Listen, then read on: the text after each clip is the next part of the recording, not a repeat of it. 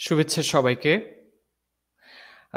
আরিয়ানগি পাতাদিগি মায়ামগি মাফামদা ইয়াইফা পাউজিল পিজুরি। আরিয়ানের পাতা থেকে সবাইকে শুভেচ্ছা জানাচ্ছি। আ খুরম জারি। আমার সাথে আ আজকে এই লাইভে যারা আছেন, প্রথমতই বলে নিই যে আমি খুবই সম্মানিত বোধ করছি। মণিপুরি ভাষা, সাহিত্য, শিল্প সাহিত্য, সংস্কৃতি নিয়ে আজকে আমাদের এই আড্ডা। আমার সাথে যাদেরকে পেয়েছি আ তাদেরকে ১ম এই আ আন্তরিকভাবে ধন্যবাদ জানাই, কৃতজ্ঞতা জানাই যে তারা সময় দিয়েছেন। আজকে আ এই অনুষ্ঠানে আপনাদের সঙ্গে আড্ডা হবে, আ কথা হবে। আজকে আমি এককভাবে এখানে সঞ্চালনার কাজটি করব না। আমার সাথে যিনি থাকবেন তিনি আমার বন্ধু আ কবি সেরাম রিপন। আমরা একই শহরে থাকি। আ রিপন দাকে আমি ১ম এই আমাদের সাথে যুক্ত করে নেব। আ তারপর আমরা বাকিদের একে, একে আমরা যুক্ত করব। স্বাগতম রিপন দা। স্বাগতম। আ আপনাকে অনেক ধন্যবাদ। আপনি অনেক ব্যস্ততার পরেও আপনি সম্মত হয়েছেন আজকে আমাদের সাথে সময় দেবেন এই ভেবে। আপনাকে এজন্য আন্তরিকভাবে ধন্যবাদ জানাচ্ছি, কৃতজ্ঞতা জানাচ্ছি। রিপন দা আমি আসলে ঠিক কিভাবে আজকে শুরু করব, কিভাবে সবকিছু হবে আমি ঠিক জানি না। এই গুরু দায়িত্বটা আজকে আমার সাথে আপনি ভাগাভাগি করে নেবেন। আপনি আমার আজকের আরিয়ানের পাতার লাইভের সহ-সঞ্চালক হিসেবে আ দায়িত্ব নিয়েছেন। এজন্য আপনাকে আবারও ধন্যবাদ জানাচ্ছি। আ আমরা সময় ব্যয় না করে রিপন দা আমরা আমাদের অতিথিদের যুক্ত করে নেই। তবে তার আগে বোধহয় একটু বলে নিতে হয় যে আ মণিপুরি বা সাহিত্য, সংস্কৃতি, শিল্প নিয়ে আমরা কথা বলব। তবে বাংলাদেশে বসবাসরত ক্ষুদ্র জাতিসত্তা গুলোর মধ্যে মণিপুরি হচ্ছে অন্যতম এবং আ এই মণিপুরীদের রয়েছে সমৃদ্ধ ইতিহাস, আ সংস্কৃতি, ভাষা এবং সাহিত্য। আম যতদূর আপনার কাছ থেকে আমি আপনাকে আবারও ধন্যবাদ জানাচ্ছি, জেনেছি যে প্রায় ৪০০ আ বছর ধরে বাংলাদেশে মণিপুরীদের বসবাস। আ বর্তমানে মৌলভীবাজার, সিলেটের মৌলভীবাজার, হবিগঞ্জ, সুনামগঞ্জ জেলায় তারা রয়েছেন। একটা সময়েতে ব্রাহ্মণবাড়িয়া, ময়মনসিংহ আ এবং ঢাকা জেলায় তাদের বাস ছিল। এখন সেটা প্রায় বিলুপ্ত। আ এবং আ মণিপুরীদের আ একটি ২০ আগস্ট ১৯৯২ যদি ভুল বলে না থাকি, সেই সময়টাতে মণিপুরী ভাষাকে ভারতের অন্যতম রাষ্ট্রভাষা হিসেবে স্বীকৃতি দেয়া হয়েছে এবং বর্তমানে ভারতের বহু বিশ্ববিদ্যালয়ে যেটা আমি আপনার কাছ থেকে জেনেছি যে মণিপুরী ভাষা ব্যবহার করা হচ্ছে অন্যতম মাধ্যম হিসেবে। আ তো আমি আপনার কাছ থেকে আরো কথা শুনবো। ১ম এ যাকে আজকে আমরা যুক্ত করে নিচ্ছি তিনি আমাদের প্রাণের মানুষ, আমাদের শহরের মানুষ। ভীষণ ভালো একজন মানুষ। আ মণিপুরী ভাষার অন্যতম প্রধান কবি, আমার পরম শ্রদ্ধেয় কবি হামম প্রমোদ। দাদা স্বাগতম আপনাকে। ধন্যবাদ আরিয়ান, সবাইকে স্বাগতম এবং সবাইকে শুভেচ্ছা জানাচ্ছি। দাদা আপনাকেও অনেক শুভেচ্ছা জানাচ্ছি, আন্তরিক ধন্যবাদ, কৃতজ্ঞতা জানাচ্ছি। আপনি আজকে সময় বের করে আমাদের সাথে যুক্ত হয়েছেন। এজন্য আপনাকে ধন্যবাদ। দাদা আপনাকে আরো একটি বিশেষ কারণে ধন্যবাদ জানাতে চাই যে আমাদের পরবর্তী আ অতিথি যিনি আমাদের সাথে যুক্ত হবেন তার সাথে যোগাযোগ আ করিয়ে দেয় এবং তার অনেক ব্যস্ত সময়ের মধ্যে আ তাকে কনভিন্স করা যে আমাদের সাথে আজকে একটু সময় ব্যয় করার জন্য।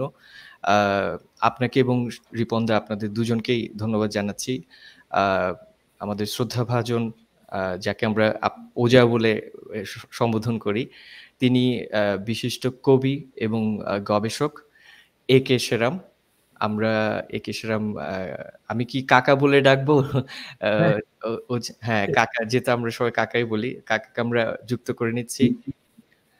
কাকা আপনাকে অনেক, অনেক ধন্যবাদ, কৃতজ্ঞতা। আমি আসলে কি বিশেষণে ধন্যবাদ। বিশেষায়িত আপনাকে করব সেটা বুঝতে পারছি না। কিন্তু আজকে আপনি আমাদের সাথে যুক্ত হয়েছেন। সেজন্য আপনাকে আমরা আসলেই অনেক ভালোবাসা জানাচ্ছি। অনেক ব্যস্ততার মধ্যেও। তো আমরা আমাদের মূল আড্ডাতে চলে যাই। আমি শুরুতেই প্রমোদ দাকে আমি অনুরোধ করব। আ মণিপুরি ভাষা নিয়ে সাহিত্য নিয়ে আপনি অনেক কাজ করেছেন। সেই ৯০ দশক থেকে যদি ভুল বলে না থাকি আপনি নিজে একজন কবি হিসেবে লিখেছেন, মণিপুরি ভাষাতে লিখেছেন, বাংলা ভাষাতে লিখেছেন, অনুবাদের কাজ করেছেন, গল্প লিখেছেন, বিভিন্ন প্রকাশনা আপনার হাত দিয়ে আমরা পেয়েছি। আমি এখনো আপনার একটা বই এই যে আমার সাথে রয়েছে। আপনি উপহার দিয়েছিলেন, অনেক ধন্যবাদ। মণিপুরি গ্রন্থমালা ১, মণিপুরি সাহিত্য ও সংস্কৃতি নিয়ে যেটার সম্পাদনা আপনি করেছেন। তো আপনার কাছে যাব এবং আপনাকে অনুরোধ করব আপনিও আজকে আমাদের সাথে এই আড্ডায় আমাদের সঞ্চালক হিসেবে, আসলে আমরা আজকে বোধহয় কেউই সঞ্চালক না, আমরা সবাই সঞ্চালক এই অনুষ্ঠানে। তো আপনাকে বলবো, অনুরোধ করব যে আপনার এই দীর্ঘ অভিজ্ঞতার যে একটা পথ পরিক্রমা, সেখানে আপনি মণিপুরি ভাষা নিয়ে কাজ করেছেন। সেই অভিজ্ঞতার আলোকে আপনার কাছ থেকে শুনবো। একই প্রশ্ন আমি আমার শ্রদ্ধেয় কাকা এ.কে সেরাম কাকার কাছেও আপনার কাছেও রাখতে চাই। তো দাদা, আপনি যদি শুরু করেন আমরা একটু আপনাদের কাছ থেকে শুনি। ধন্যবাদ।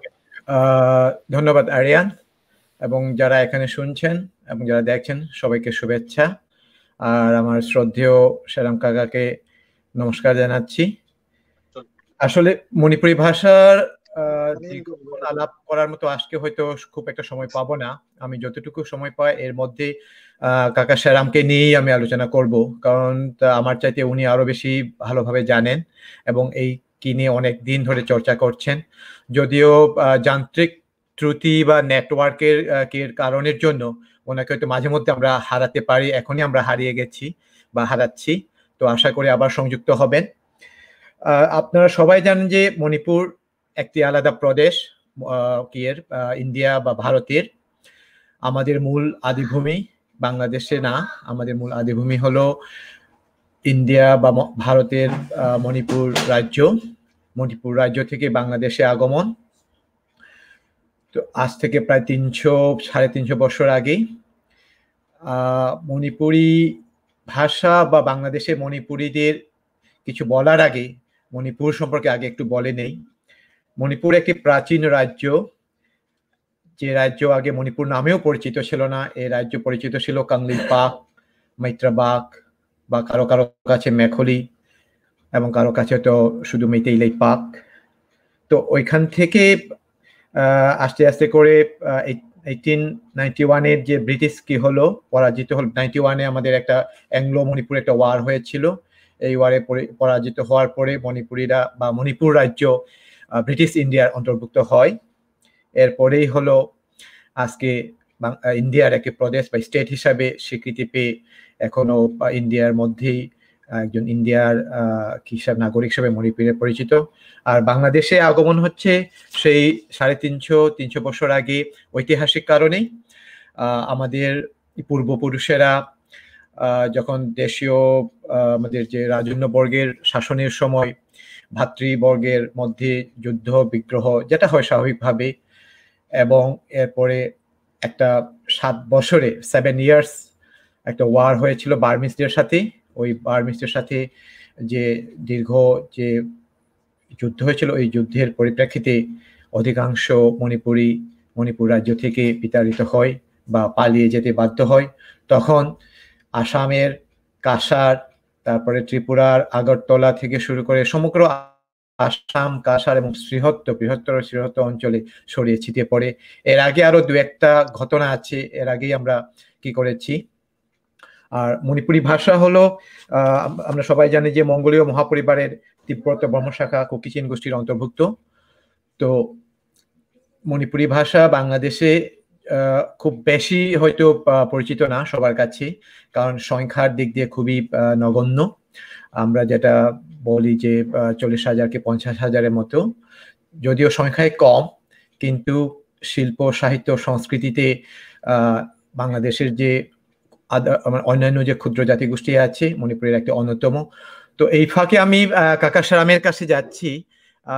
কাকা সেরাম যদি একটু সংক্ষিপ্ত হবে মণিপুরি ভাষা এবং মণিপুরি সাহিত্য নিয়ে একটু আলোকপাত করলে ভালো হয়, এই আমাদের যারা দর্শক শ্রোতাদের জন্য।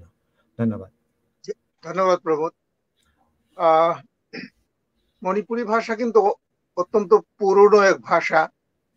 যারা পণ্ডিত বিদগ্ধজন তারা মনে করেন মণিপুরি ভাষার বয়স কমপক্ষে 3,500 বছর।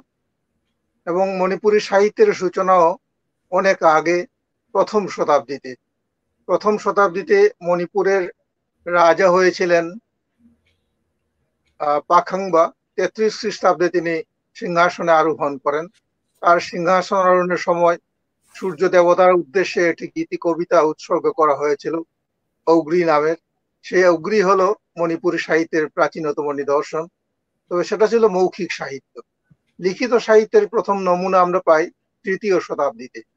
তৃতীয় শতাব্দীতে রচিত বলে কথিত হলেও এই গ্রন্থের কাহিনী আবর্তিত প্রথম শতাব্দীর সেই 33 খ্রিস্টাব্দে যখন পাখাংবা রাজ সিংহাসনে অভিষিক্ত হন সেই সময়কারী ঘটনা। মণিপুরে তখন মণিপুরের সিংহাসন নিয়ে একটা যুদ্ধ বাঁধে। বিভিন্ন গোত্র বা গোষ্ঠী তার প্রধানদের নিয়ে মণিপুর সিংহাসন দখলের জন্য লড়াই করে। সেরকম একটি লড়াইয়ে একটি দলের বা একটি গোষ্ঠীর প্রধান হয়ে যুদ্ধ করেন পৈরেইতন নামের একজন। সেই পৈরেইতন কিভাবে মণিপুরে আসেন, মণিপুরে কিভাবে যুদ্ধ হয় এবং কিভাবে বসতি স্থাপন করেন, সেই কাহিনী নিয়েই পৈরেইতন খুনথোপ্পা তৃতীয় শতাব্দীতে রচিত বলে বলা হয়। এবং এই গ্রন্থই হল মণিপুরের প্রাচীনতম লিখিত সাহিত্য। এরপর থেকে মণিপুরী সাহিত্যের অগ্রযাত্রা শুরু হয়। সপ্তম অষ্টম শতাব্দীর দিকে এসে মণিপুরী সাহিত্য মোটামুটি একটি সমৃদ্ধি অর্জন করে। দশম একাদশ শতাব্দীতে এসে বেশ ঋদ্ধ হয় মণিপুরী সাহিত্য। তখন অনেক গুরুত্বপূর্ণ গ্রন্থ রচিত হয়। এর মধ্যে নুমিত কাপা, হিজন হিরাও এরকম বেশ কটি গ্রন্থের কথা বারবার উল্লেখিত হয়। বিশেষ করে নুমিত কাপা গ্রন্থটি নানা কারণেই উল্লেখযোগ্য। এই গ্রন্থে রাজার বিরুদ্ধে প্রজাদের বিদ্রোহের কথা বলা হয়েছে প্রতীকী ব্যঞ্জনায়। সূর্য দেবতা তার ভাইকে নিয়ে পৃথিবী শাসন করেন এবং তাদের শাসনে অতিষ্ঠ হয়ে খোয়াই নংজেংবম বংশের একজন তীর নিক্ষেপ করে সূর্যকে আহত করে সূর্য পালিয়ে যায়। এভাবে রাজার বিরুদ্ধে প্রজাদের বিদ্রোহের কাহিনী বিবৃত হয় একটা প্রতীকী ব্যঞ্জনায়। আমাদের কাছে এটা অত্যন্ত উল্লেখযোগ্য এই কারণে যে আমরা জানি পঞ্চদশ শতাব্দী পর্যন্ত সময়কালে আমাদের যে প্রতিবেশী সাহিত্য বাংলার সাহিত্যে তখন বলা হয় বৈষ্ণব যুগ। সে যুগের সাহিত্যে মূলত দেবদেবীরাই প্রধান চরিত্র। সেখানে সাধারণ মানুষের কাহিনী নিয়ে, সাধারণ মানুষের উত্থানের কাহিনী নিয়ে, তাদের বিজয়ের কাহিনী নিয়ে গ্রন্থ রচিত হয়েছে, কাব্য কাহিনী রচিত হয়েছে। এটা অত্যন্ত উল্লেখযোগ্য একটি বিষয়। এরকম আরেকটি গ্রন্থ হিজন হিরাও। হিজন হিরাও গ্রন্থে দেখা যায় রাজার কর্মচারীরা এসে একটি বিশাল দীর্ঘদেহী একটি বিশাল বৃক্ষকে তারা নির্বাচন করে গেছে। পরদিন এসে তারা কেটে নেবে এবং রাজার নৌকা বানাবে। তখন নৌকা বানানো তো বিশাল গাছের গুড়ি কেটে এক গাছ থেকে একটা নৌকা বানানো হতো। তো তখন সেই রাত্রে বনদেবী তার এই প্রিয় পুত্রকে উদ্দেশ্য করে কান্না করছেন, বিলাপ করছেন, বলছেন, প্রিয় পুত্র, আমি কি তোমাকে বলিনি যে খুব বেশি দীর্ঘ হয়েও না, খুব বেশি বেড়ে ওঠো না, সবার মতোই থাকো। আজকে কাল তোমাকে নিয়ে যাবে রাজার সেপাইরে এসে, তখন আমাকে কে মা বলে সম্বোধন করবে। এরকম একটা বিলাপ ধ্বনি। এখানে পার্সোনিফিকেশনের যে দৃষ্টান্ত যেটা, এটি বৃক্ষের মধ্যে মানবিক গুণাবলী আরোপ করে এটা পার্সোনিফিকেশনের একটি দৃষ্টান্ত স্থাপন করা হচ্ছে সেই সময় একাদশ দ্বাদশ শতাব্দীর সাহিত্যে। এরকম ভাবে আমরা দেখি মণিপুরী সাহিত্য বেশ সমৃদ্ধ ছিল আমাদের সেই পঞ্চদশ শতাব্দী, ষোড়শ শতাব্দী, সপ্তদশ শতাব্দী পর্যন্ত। তারপরে এসে দেখা যায় অষ্টাদশ শতাব্দীতে এসে একটা স্থবিরতা আসে আমাদের মণিপুরী সাহিত্যের অঙ্গনে। সেটা মূলত ধর্মীয় কারণে, ধর্মীয় এবং সাংস্কৃতিক কারণে। আমরা জানি অষ্টাদশ শতাব্দীর মাঝামাঝি সময়ে বাংলা অঞ্চল থেকে আসা হিন্দু ধর্ম, বিশেষ করে সনাতন বৈষ্ণব ধর্ম মণিপুরে প্রভাব বিস্তার করে এবং মণিপুরের রাজার বিশেষ আগ্রহে সেই ধর্মকে রাষ্ট্রীয় ধর্ম হিসেবে ঘোষণা করা হয়। তারই প্রেক্ষিতে ধর্মীয় সংঘাত, সাংস্কৃতিক সংঘাত সৃষ্টি হয় এবং এর কিছুকাল পরে বাংলা লিপি দিয়ে মণিপুরী বর্ণমালা প্রতিস্থাপিত হয়। আমাদের বর্ণমালা ছিল সেই প্রথম থেকেই, কিন্তু যেহেতু আমরা যে ধর্ম গ্রহণ করেছিলাম তখন সনাতন বৈষ্ণব ধর্ম, সেই বৈষ্ণব ধর্মের গ্রন্থগুলো সব বাংলায় লেখা ছিল এবং প্রযুক্তিগত কিছু কারণও ছিল এর পেছনে। সমস্ত কিছু মিলিয়ে বাংলা বর্ণমালা চালু হয় মণিপুরি বর্ণমালার পরিবর্তে। এই যে বর্ণের সংঘাত, সংস্কৃতির সংঘাত, ধর্মের সংঘাত, এই সংঘাতের কারণে অষ্টাদশ ঊনবিংশ শতাব্দীতে একটা স্থবিরতা আসে আমাদের মণিপুরি সাহিত্যের জীবনে। আবার বিংশ শতাব্দীর প্রথম দিকে এসে বাংলার প্রভাবেই আবার ইংরেজি সাহিত্যেরও প্রভাবে মণিপুরি সাহিত্যে নতুন একটি রেনেসাঁ আসে, নতুন একটি জাগরণী সময় চলে আসে। এই সময়ে আবার নতুন করে আধুনিক মণিপুরি সাহিত্যের সূচনা হয়। চাওবক, কমল, আঙাহল, এই তিনজনকে আমরা বলি ত্রয়ী কবি। তারা ছিলেন আমাদের সেই রেনেসাঁ সময়ের পথিকৃৎ। তাদের মাধ্যমেই মণিপুরি সাহিত্যে আধুনিকতার সূচনা হয় এবং এইভাবে কিন্তু আমাদের সাহিত্য আহ এগিয়ে চলছে। আজ আজ আজ তো মণিপুরি সাহিত্য যথেষ্ট সমৃদ্ধ বিবেচিত। পূর্ব ভারতে বাংলা এবং অসমিয়ার পরেই মণিপুরি সাহিত্যের স্থান সমৃদ্ধির বিবেচনায়, যদিও সংখ্যা খুবই কম। একটু আগে প্রমোদ বলেছে আমাদের বাংলাদেশে মণিপুরীদের সংখ্যা খুবই কম। সমগ্র ভারতের বিচারেও মণিপুরেও মাত্র 18 লাখ মণিপুরী জনগোষ্ঠীর সংখ্যা, এবং সমগ্র ভারতবর্ষ মিলিয়ে বা সারা পৃথিবী মিলিয়ে যদি আমরা হিসাব করি তাতেও দেখা যায় 25 থেকে 27 লাখের বেশি নয় মণিপুরী জনগোষ্ঠী। এরকম একটা ক্ষুদ্র জনগোষ্ঠীর ভাষা আজ ভারতের সর্বভারতীয় পর্যায়ের স্বীকৃত অন্যতম রাষ্ট্রভাষা, এবং ভারতের বিভিন্ন বিশ্ববিদ্যালয়ে অধীত হচ্ছে, পঠিত হচ্ছে এই ভাষা। এই ভাষা আজ অত্যন্ত সমৃদ্ধ একটি ভাষা হিসাবে স্বীকৃত হচ্ছে। এটা আমাদের জন্য অত্যন্ত গৌরবের এবং আনন্দের। আমি আপাতত এখানে শেষ করছি। এর সাথে আমি একটু যোগ করে নিচ্ছি, সেটা হচ্ছে মণিপুরি ভাষা এবং বাংলা ভাষার মধ্যে একদম প্রথম থেকে বলতে আধুনিক কালের, আমি মধ্যযুগ বা প্রাচীন যুগের দিকে যাচ্ছি না, যখনই আমরা আধুনিক যুগ বা রেনেসাঁস বলবো তখনই কিন্তু আমরা মণিপুরীরা বাংলা ভাষার বিভিন্ন উপন্যাস বলেন বা প্রবন্ধ বলেন, কবিতা বলেন, আমরা দেখতে পাই যে অনেক অনুবাদক, মণিপুরী অনুবাদক বাংলা থেকে অনুবাদ করেছেন। এর প্রেক্ষাপটটা যদি একটু কাকা সাহেব যদি বলতেন যে কেন বাংলা ভাষার প্রতি মণিপুরীরা প্রথম থেকে আকৃষ্ট হলো, বা এটার ঐতিহাসিক প্রেক্ষাপটটা যদি একটু বলে বুঝাতেন তাহলে আমার মনে হয় শ্রোতাদেরও একটু লাভ হবে। এটা আমার মনে হয় ধর্মীয় কারণ এটা এর পেছনে কার্যকর রয়েছে। আমরা যখন চৈতন্য প্রবর্তিত বৈষ্ণব ধারা গ্রহণ করলাম মণিপুরে অষ্টাদশ শতাব্দীর মাঝামাঝি সময়ে, চৈতন্য প্রবর্তিত বৈষ্ণব ধারার সব গ্রন্থ কিন্তু বাংলায় রচিত, এবং তখনকার যে বৈষ্ণব সাহিত্য, বৈষ্ণব পদাবলী, সেগুলো চলে আসে মণিপুরে। এবং মণিপুরের আমাদের যারা মণিপুরীরা ভালো বাংলা না জানলেও ধর্মীয় কারণে, ধর্মীয় ভাষা হিসেবে তারা বাংলা শিখতে শুরু করে এবং বাংলায় তারা এই সমস্ত গ্রন্থ পড়তে শুরু করে। এটা একটা কারণ। আরেকটি কারণ হলো মণিপুরে আহ শিক্ষায়তন, উচ্চ শিক্ষার শিক্ষায়তন কিন্তু প্রতিষ্ঠিত হয়নি। 1886 সালে প্রথম একটি স্কুল, জনস্টন স্কুল নামের একটি স্কুল প্রতিষ্ঠিত হয়। সেটা ছিল নিম্ন মাধ্যমিক একটা স্কুল, কোনো কলেজ ছিল না, কোনো কি ছিল না। ফলে মণিপুর থেকে যারা পড়াশোনা করেছে তারা মণিপুরের বাইরে গিয়ে শিলং থেকে, কলকাতা থেকে, এমনকি সিলেট পর্যন্ত এসে পড়াশোনা করেছে, ঢাকায় পড়াশোনা করেছে। এই সমস্ত কারণে এই সমস্ত শিক্ষিত যারা মণিপুরী সমাজের, যারা প্রথম দিকের শিক্ষিত সম্প্রদায় যারা, তারা কিন্তু বাংলা সাহিত্যের সরাসরি সংস্পর্শে এসেছে। আমরা আমাদের এক প্রধান কবি এলাঙ্গুল নীলকান্ত সিলেট এমসি কলেজের ছাত্র ছিলেন।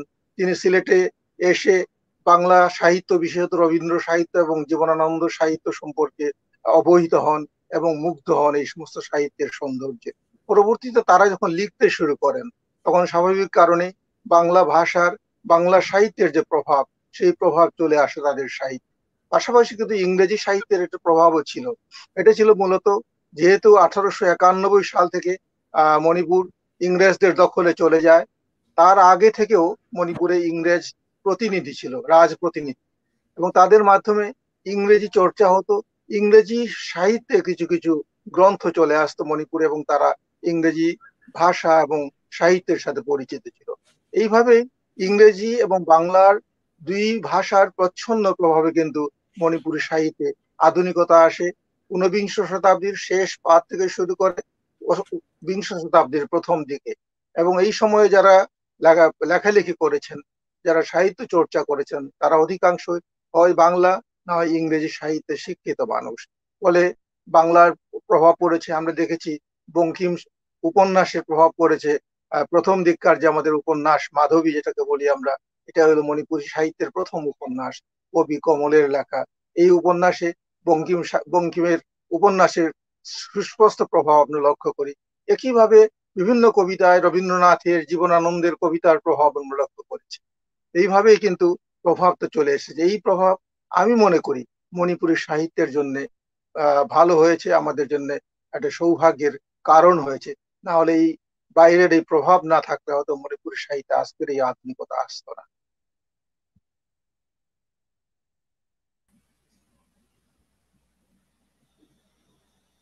দাদা আপনাকে একটু আনমিউট করতে হবে, প্রমোদ দা। সরি। তো আমি যেটা বলছিলাম যে আসলে কাকা যেটা বলেছেন এটা আসলে ঠিক। আমরা ছোটবেলায় বাংলায় লেখাপড়া করলেও বাংলার পাশাপাশি আমাদের যে বড় ভাই বা কাকারা মণিপুরি ভাষার বিভিন্ন বই নিয়ে আসেন। আমার বলতে এখনো খুব ভাল লাগে যে শরৎচন্দ্র বা বিভূতিভূষণ বা বঙ্কিমচন্দ্র, রবীন্দ্রনাথের লেখা বাংলা লেখা পড়ার আগে মণিপুরি ভাষায় পড়েছি। আমার মনে হয় সেরাম নিপুণও একই ধরনের অভিজ্ঞতা কি করেছে। তো এখানে আমি একটু রিপন এবং কে জানতে চাই বা কাকা সানামকেও বলতে চাচ্ছি যে আমাদের ইয়াংদের মধ্যে বা সেটা বাংলাদেশে হোক বা মণিপুরে হোক, এখন বাংলার প্রভাব বা বাংলাদেশের বা বাংলা লেখকদের যে প্রভাব ওইটা কিন্তু আস্তে আস্তে কিছুটা হলেও স্তিমিত এখন বর্তমানে। তো ওইটার কারণ বা ওইটা কেন হলো এটা নিয়েও যদি একটু আলোকপাত করতেন তাও একটু ভালো হয় আর কি। মণিপুরের ক্ষেত্রে বলা যায় এটার পিছনে দুটো প্রধান কারণ আছে। এক হলো ধর্মীয় কারণ। আমাদের যে প্রাচীন ধর্ম বিশ্বাসের অন্তর্গত যারা আছেন তারা কিন্তু আবার সেই প্রাচীন ধর্মকে পুনরুজ্জীবন করার চেষ্টা করছে, এবং পুনরুজ্জীবন করতে গিয়ে তারা বাংলা বিরোধী বা আরো সুস্পষ্ট করে বলতে গেলে এরিয়ানাইজেশনের বিরোধী একটা কিছু ভূমিকা তারা রাখে। তারা মনে করে একসময় আমাদের দেশে হিন্দু ধর্ম, বিশেষ করে সনাতন বৈষ্ণব ধর্মের আগমন এবং বাংলা সাহিত্যের এই প্রভাবের কারণে মণিপুরি ভাষা সাহিত্য ক্ষতিগ্রস্ত হয়েছে। এটা একেবারে ভুলও নয়, কিন্তু সর্বাংশে সত্যও নয়। এর পেছনে দুই রকমেরই প্রভাব আছে। এই সমস্ত কারণে এখন যারা এই প্রজন্মের যারা, তাদের মধ্যে বাংলা বিরোধী বা আর্য সংস্কৃতি বিরোধী একটা চেতনা কাজ করে, যে কারণে তারা বাংলা মোটেও কি করতে পড়তে চান না, বাংলা শিখতে চান না। আর অতি সম্প্রতি 2005 সাল থেকে শুরু করে মণিপুরি লিপি পুনরায় চালু করা শুরু হয়েছে। স্কুল কলেজে এখন মণিপুরি লিপিতে সমস্ত বই লেখা, এবং সেই বইগুলো দিয়েই আজকের প্রজন্মের ছেলেরা পড়াশোনা করে। ফলে হয় কি, এই প্রজন্মের যারা এখন কলেজ পাশ করেছে, যারা বিশ্ববিদ্যালয়ে ভর্তি হচ্ছে, তারা কিন্তু বাংলা লিপি জানেই না। বাংলা লিপিতে লেখা কোনো গ্রন্থ তারা পড়তে পারে না, তারা মণিপুরি লিপিতেই শুধু জানে। ফলে বাংলার প্রতি এক ধরনের বিদ্বেষও তাদের মধ্যে সৃষ্টি হয়েছে, আবার এক ধরনের না জানার যে একটা অন্ধকার, এইটাও।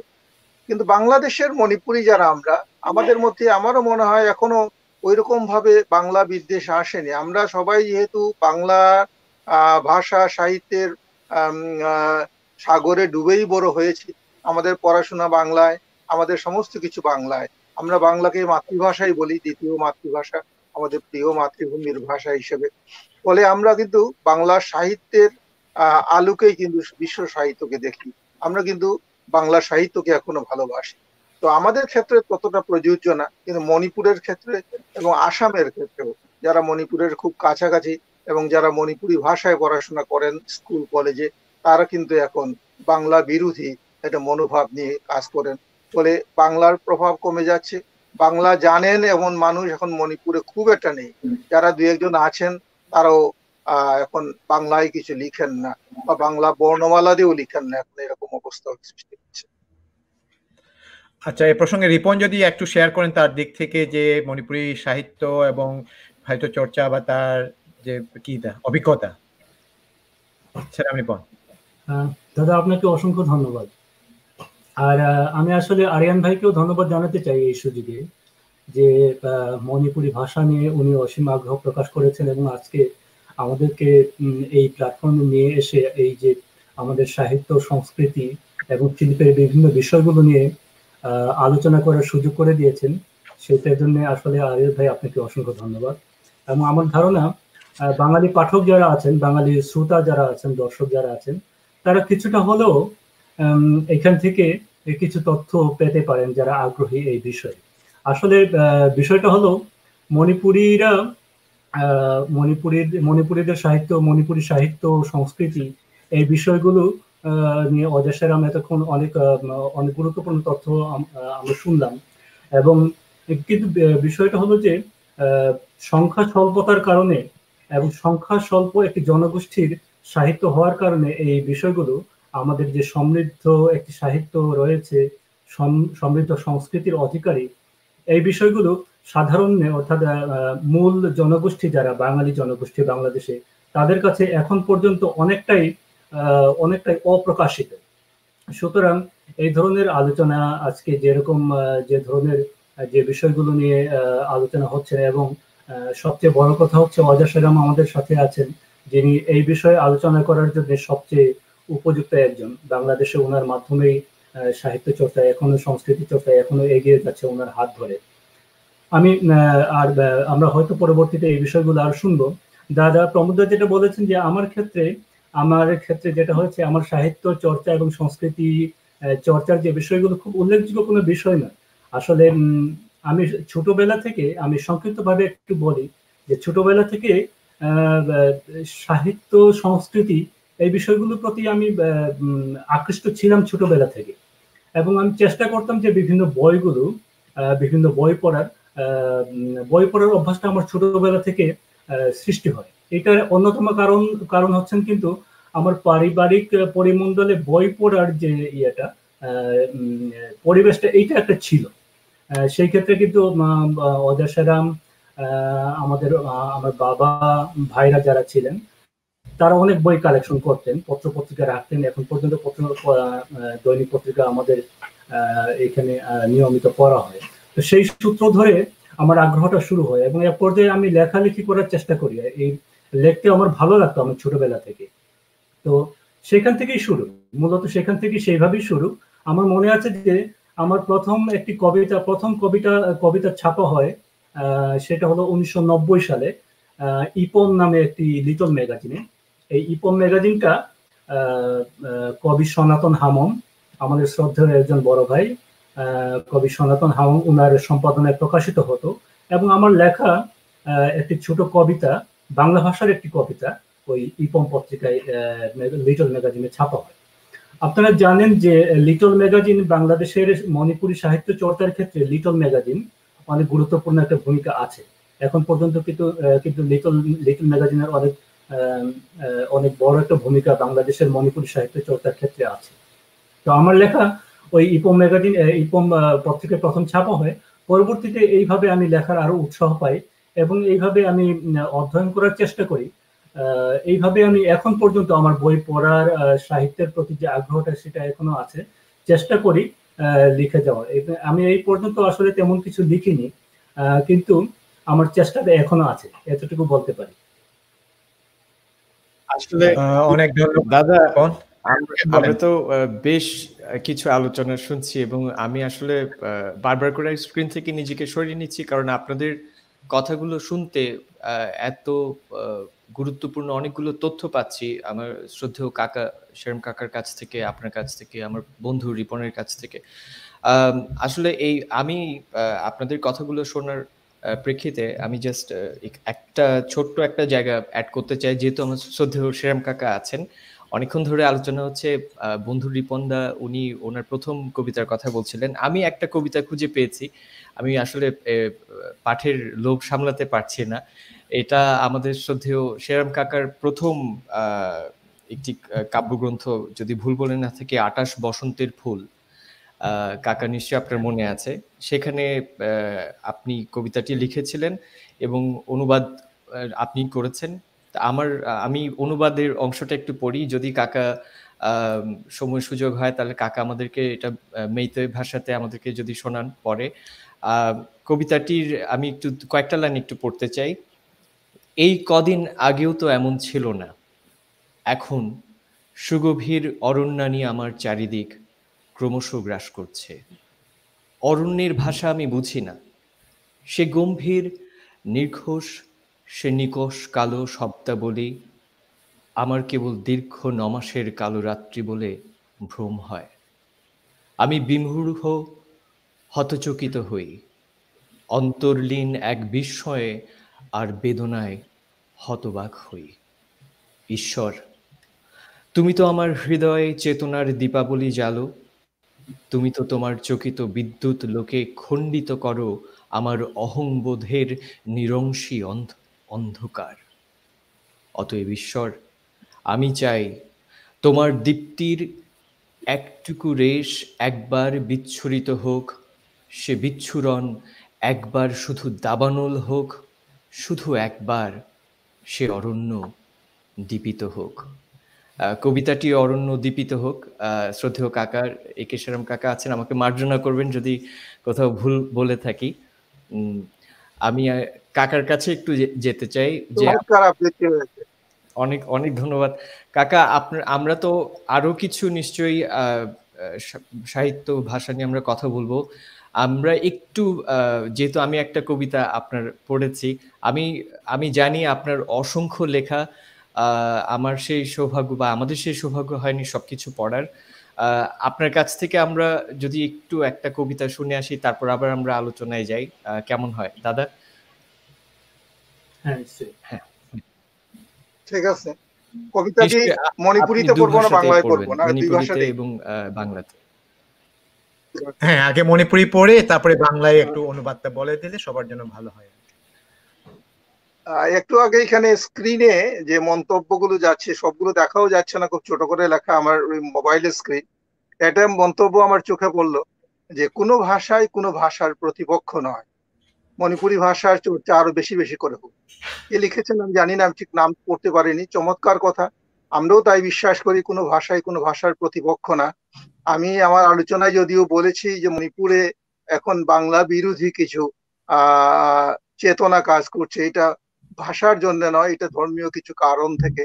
আমি এর জন্য লজ্জিত, দুঃখিত, কিন্তু আমি ব্যক্তিগতভাবে এবং আমরা বাংলাদেশে যারা আমরা আছি আমরা মনে করি আসলে কোনো ভাষায় কোনো ভাষার বিরুদ্ধে নয়। তবে এটাও সত্য, আমরা যেটা এখন উপলব্ধি করি যে রাষ্ট্র ক্ষমতা বা সরকার কিন্তু কখনো কখনো ভাষার বিকাশের বিরুদ্ধে চলে যায়, অর্থাৎ ভাষার বিকাশকে তারা বিকশিত হতে দেয় না, ঠিক মতো সুযোগ করে দেয় না। আমরা জানি যে বাংলাদেশে ভাষার জন্য যুদ্ধ হয়েছে, যুদ্ধই বলবো সেটাকে, এবং ভাষার জন্য রক্ত দিয়েছে। আমরাও এখন আন্দোলন করছি আমাদের ভাষার জন্য। আমাদের ভাষা সরকারি কোনো রাষ্ট্রীয় স্বীকৃতি পায়নি এখনো, শুধু আমাদের না, বাংলাদেশের ক্ষুদ্র জাতি গোষ্ঠীর কোনো ভাষাই সরকারি স্বীকৃতি পায়নি, কোনো ধরনের সরকারি পৃষ্ঠপোষণ আমরা পাই না। আমরা চর্চা করছি আমাদের মতো করে। আমি আমার একটি কবিতা প্রথমে মণিপুরি ভাষায় পড়বো, তারপর বাংলায় পড়বো। আমার কবিতার শিরোনাম ইতেরন্দা, মণিপুরি ভাষায় লোন গিয়াওয়াবা।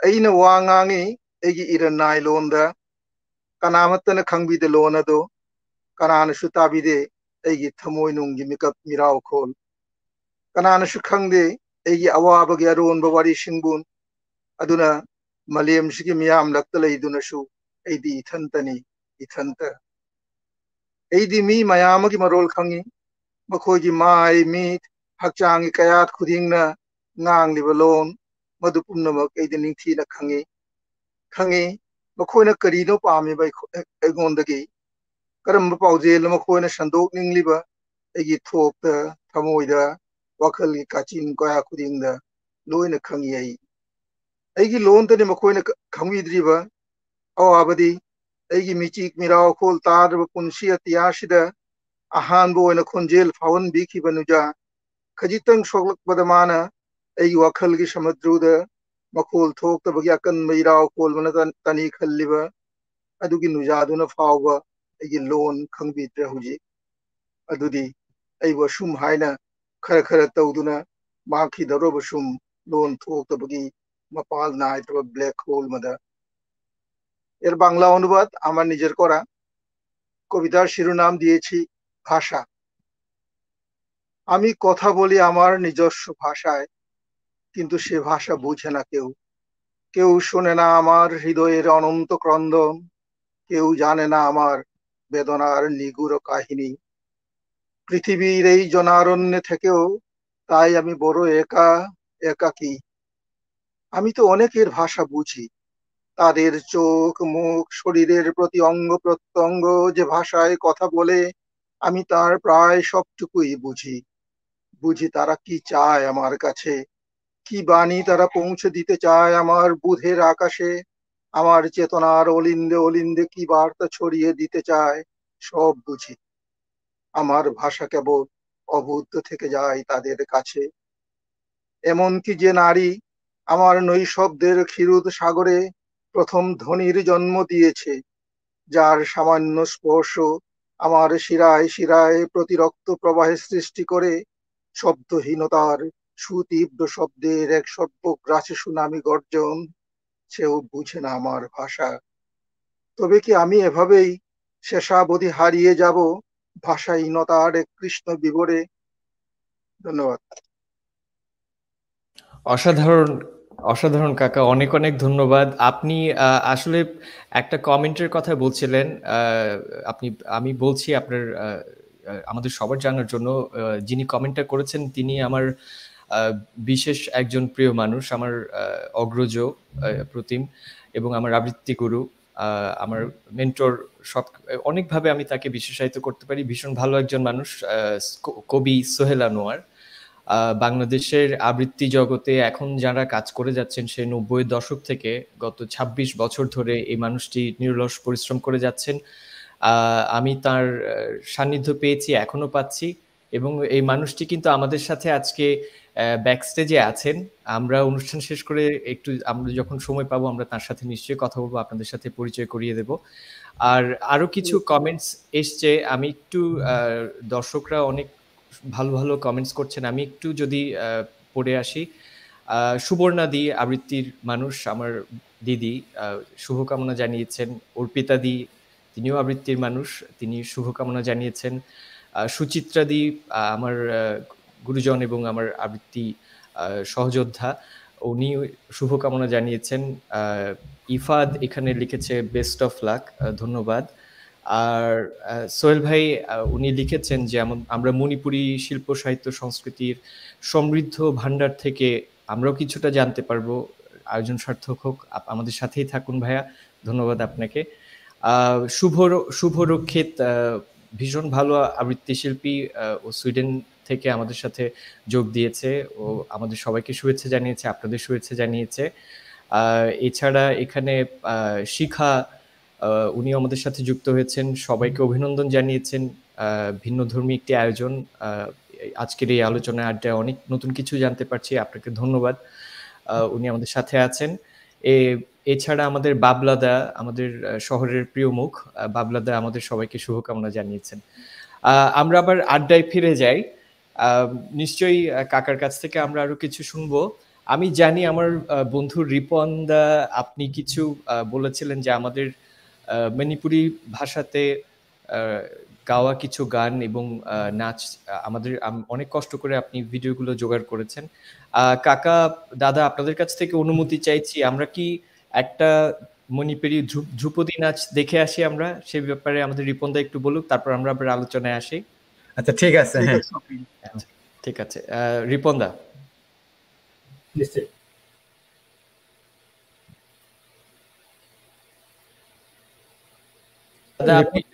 রিপন একটু বলে নেন আপনি কি সম্পর্কে। হ্যাঁ, আমাদের ধ্রুপদী নাচের শিল্পী এবং এটার বিষয়টা আপনাকে আমরা যেটা আলোচনা করেছিলাম, দর্শক শুধু আপনাদের সবাইকে একটু বলে নেই যে আমরা আজকে যে পরিবেশনাগুলো আপনাদের সামনে মানে শেয়ার করার যেটা প্রয়াস পাবো, আমরা চেষ্টা করেছি সেই পরিবেশনাগুলোর পেছনের গল্পটা আপনাদেরকে আমরা একটু জানানোর জন্য। সেই কাজটা এখন রিপনদা করবেন। রিপনদা, আপনাকে অনুরোধ করছি। নিশ্চয়ই। আমরা এখন মণিপুরী নৃত্যের একটা পরিবেশনা আমরা দেখবো এখন। একটু বলে রাখি যে এই নৃত্য যিনি পরিবেশন করেছেন তিনি মৌলভীবাজার থেকে, মৌলভীবাজার ছোট ধামাই অঞ্চলের শিল্পী। তিনি আমাদেরকে এই ভিডিওটি, মণিপুরী নাচের এই ভিডিওটি পাঠিয়েছেন। এখন আমি এই নৃত্যটি পরিবেশনের আগে এটা সম্পর্কে একটু ভূমিকা দিয়ে রাখি। এটি কি ধরনের নৃত্য, তাতে হয়তো দর্শকের সুবিধা হবে বুঝতে। এটি কবি রায় বসন্ত রচিত একটি কবিতা। শুরু হয়েছে ইয়ে সখী মোহনা এই কথাটি দিয়ে। কবি এখানে শ্রীকৃষ্ণের মহিমা তুলে ধরেছেন। এই লাইনগুলিতে এক গোপী, যিনি সুন্দর পোশাক, নূপুরের সুর এবং শ্রীকৃষ্ণের বাঁশির মোহময় সুরের দ্বারা মন্ত্রিত হয়েছিলেন, আর তার নিজের সংবেদনশীলতা তার এক সঙ্গীর কাছে প্রকাশ করছেন। গুরু থিয়াম তরুণ কুমার বিভিন্ন অঙ্গভঙ্গি এবং দেহ ভাষার মাধ্যমে ভক্তি ও প্রেমের প্রকাশের সাথে একটি মণিপুরী ধ্রুপদী নৃত্য রচনার জন্য এই সুন্দর লাইনগুলো বেছে নিয়েছিলেন। এই নৃত্যের ভিডিও পাঠানোর ক্ষেত্রে সহযোগিতা করেছেন CH লাইরেঞ্জম, মৌলভীবাজার ছোট ধামাই থেকে। আমরা এই সুযোগে CH লাইরেঞ্জম ওনার কাছে কৃতজ্ঞতা প্রকাশ করি। উনি আমাদেরকে এই কষ্ট করে এই নৃত্যের ভিডিওটি, মণিপুরী নৃত্যের এই ভিডিওটি পাঠিয়েছেন। তো চলুন আমরা এই পরিবেশনা দেখে আসি।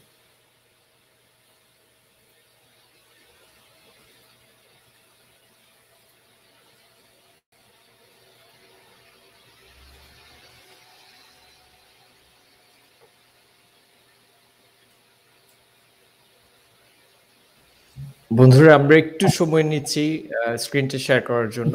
হ্যাঁ দাদা, আপনি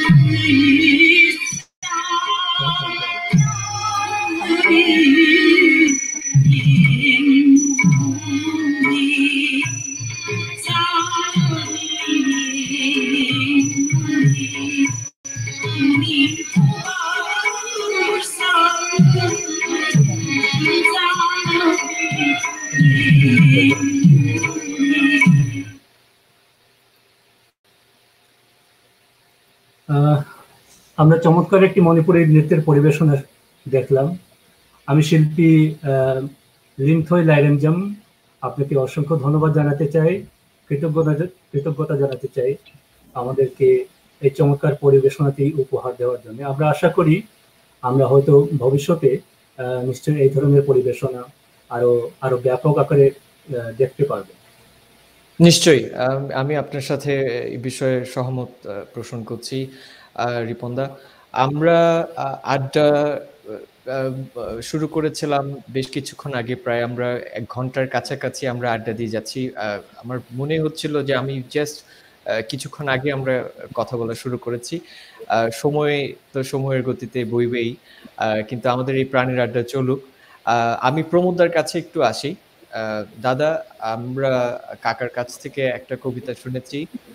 এই পর্যায়ে আমরা আড্ডাটা আবার শুরু করব, চালিয়ে যাব, কিন্তু আপনার কাছ থেকে যদি আমরা একটা কবিতা শুনে আসি, সেটা মেইতেই ভাষাতে এবং বাংলাতে আপনি যেভাবে আমাদের সাথে আমাদেরকে শেয়ার করতে চান, আপনাকে অনুরোধ করছি দাদা, আপনার কাছ থেকে কিছু শুনি আমরা। ধন্যবাদ। ধন্যবাদ আরিয়ান। আজকে আমি ছোট একটা কবিতা পড়ছি, আমার অনেকদিন আগে লেখা, মণিপুরিতে প্রথমেই, তারপর আমি বাংলাটা পড়ছি। কবিতার শিরোনাম মণিপুরিতে অন্নতেইনাবা।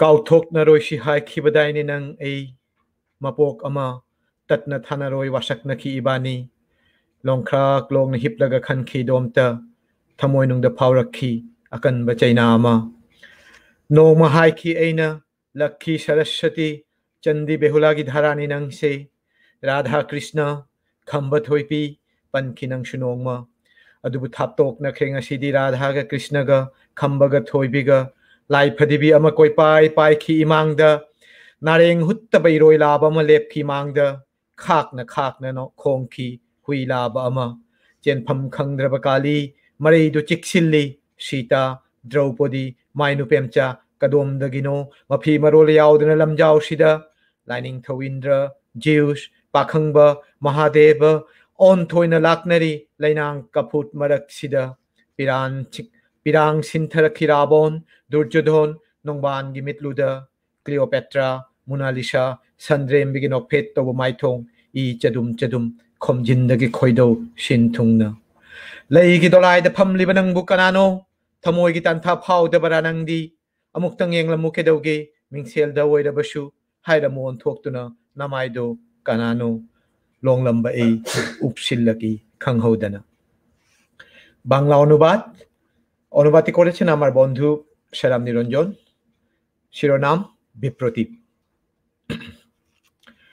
বলেছিলে ভুলব না এ জীবনে আমরা আমাদের প্রতিজ্ঞা করেছিলে ভালোবাসার সুতোই বাঁধব দুজন শুয়ে শুয়ে ভাবি আমি সেই অচল শপথের কথা হৃদয়ের গভীরে খচখচ করে ওঠে এক অচেনা ব্যথা একদিন আমি বলেছিলাম লক্ষ্মী সরস্বতী চণ্ডী বেহুলার ধারা তুমিও বলেছিলে রাধা কৃষ্ণ খম্বথৈবীর অমর কাহিনী কিন্তু আজ রাধা কৃষ্ণে খম্বথৈবীতে দূরত্ব সৃষ্টি হচ্ছে ক্রমশ চেতনার চারিদিকে এক রহস্যময় পাপিতের অরাওরি সামনে দাঁড়িয়ে আছে দুরন্ত এক মহিষ হিংস্র কুকুরের গর্জন ভেসে আসে ইথারে হঠাৎ পলায়ন পরে মা কালীর ভুলের মাসুল দিচ্ছে রক্তাক্ত জিহ্বা হঠাৎ কোথা থেকে যেন পালিয়ে এলো সম্পূর্ণ বিভ্রষ্ট হয়ে সীতা দ্রৌপদী মাইনুপেমচা এই উন্মুক্ত ময়দানে আর অন্ধগহ্বরে আত্মধিক্কারে হাতড়াতে থাকে দেবরাস ইন্দ্র জিউস পাখংবা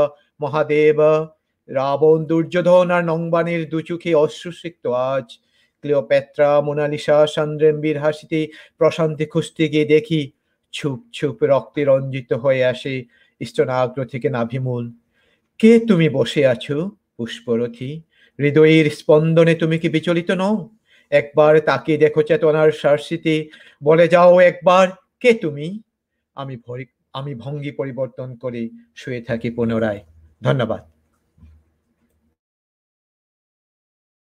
অনেক ধন্যবাদ দাদা অনেক সুন্দর একটি কবিতা আমরা আপনার কাছ থেকে শুনলাম দাদা আমি এই পর্যায়ে আমরা একটু আড্ডাতে কথা বলার আগে আমি যেহেতু আমরা একই শহরেই থাকি এবং আপনার স্নেহাশিস সবসময় আমার প্রাপ্তিযোগ তো আমি জানি যে আপনারা একটা অন্তর্জালে একটা ওয়েবসাইট তৈরি করেছেন সেই ওয়েবসাইটটিতে আমার যে প্রশ্নটি ছিল হয়তো সেই প্রশ্নের কিছুটা উত্তর সেখানে পেয়ে যাব যে আমি আপনাকে কফিতে আপনার সাথে বসলে আপনাকে জিজ্ঞেস করতাম যে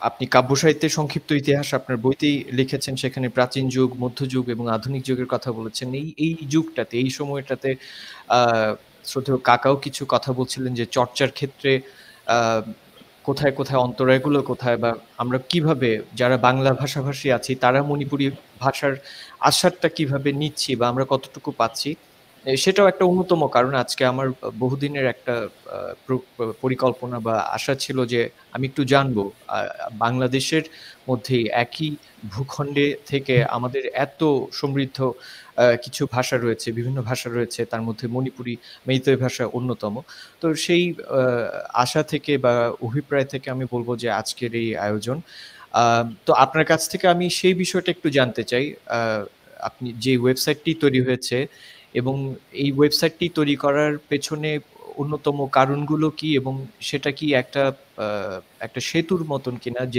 যেভাবে করে নতুন প্রজন্মকে একসাথে একই সুতোয় গাঁথা যাবে ভাষার প্রতি একটা ভালোবাসা তৈরি করা এবং সেটাতে আবদ্ধ থাকা সেই একটা এটাকে কিভাবে আসলে বিশেষণটাকে বলবো বুঝতে পারছি না কথাটা বলবো বুঝতে পারছি না কিন্তু একটা বন্ধন তৈরি করা ভাষার কাছাকাছি মাটির কাছাকাছি থাকার একটা প্রচেষ্টা সেটা নিয়ে আপনি যদি একটু বলেন দাদা হ্যাঁ ধন্যবাদ আরিয়ান একটু আগে যেটা আমাদের কাকা অজয় একেশ্বরম যেটা বলেছিলেন যে বাংলা ভাষা থেকে হয়তো কিছুটা বিভিন্ন কারণে যেটা আমরা বলি যে রিভাইভালিজম আমরা যে মণিপুরি ভাষার যে আগে যেভাবে এরিয়ান আমরা যেটা বলে পশ্চিমা সংস্কৃতির পাশাপাশি যে আমাদের ভারতীয় বা বিশেষ করে বাংলার যে প্রভাবটা ছিল ওটাকে কাটিয়ে ওঠার জন্যই এবং নিজের যে ভাষা বা নিজের যে মণিপুরি যে বর্ণমালা বা যে মণিপুরি লিপি বা মেইতেই লিপি ওটাকে মানে আবার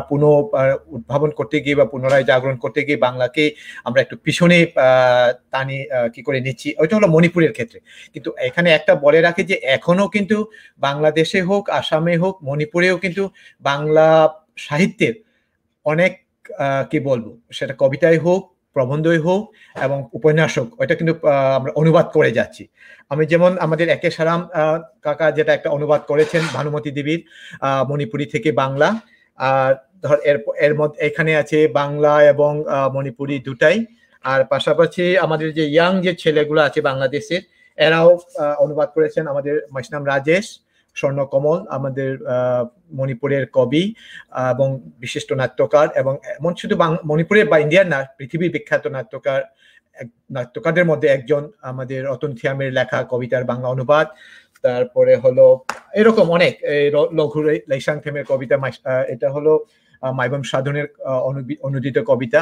তো এইভাবে এমনকি জীবনানন্দ দাশের কবিতা রূপসী বাংলা আজ কয়েক বছর আগে অনুদিত হয়েছে। তারপরে এরকম। তো আমি যেটা বলতে চাচ্ছি যে বাংলাদেশের প্রেক্ষাপটে ঠিক উল্টো হয়ে গেছে, যেটা মণিপুরের মানে মূল মণিপুর ভূখণ্ড থেকে।